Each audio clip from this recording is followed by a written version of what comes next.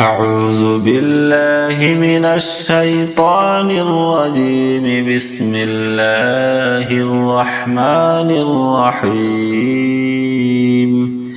براءة من الله ورسوله إلى الذين عاهدتم من المشركين فسيحوا في الأرض 4 أشهر واعلموا أنكم غير معجز الله وأن الله مخلص الكافرين.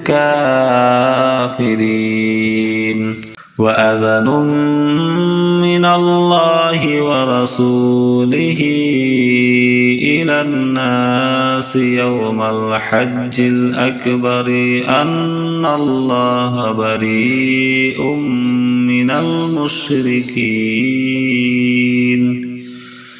ورسوله فإن تبتم فهو خير لكم وإن توليتم فاعلموا أنكم غير معجز الله وبشر الذين كفروا بعذاب أليم. إلا الذين عاهدتم من المشركين ثم لم ينقصوكم شيئا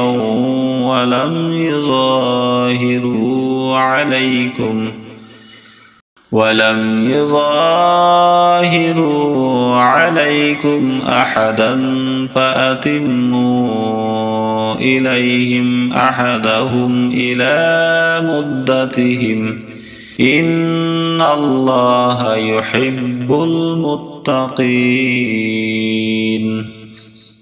فإذا انسلخ الأشهر الحرم فاقتلوا المشركين حيث وجدتموهم وخذوهم واحصروهم واقعدوا لهم كل مرصد فإن تابوا وأقاموا الصلاة وآتوا الزكاة فخلوا سبيلهم إن الله غفور رحيم. وإن أحد من المشركين استجارك فأجره حتى يسمع كلام الله ثم أبلغه مأمنه ذلك بأنهم قوم لا يعلمون.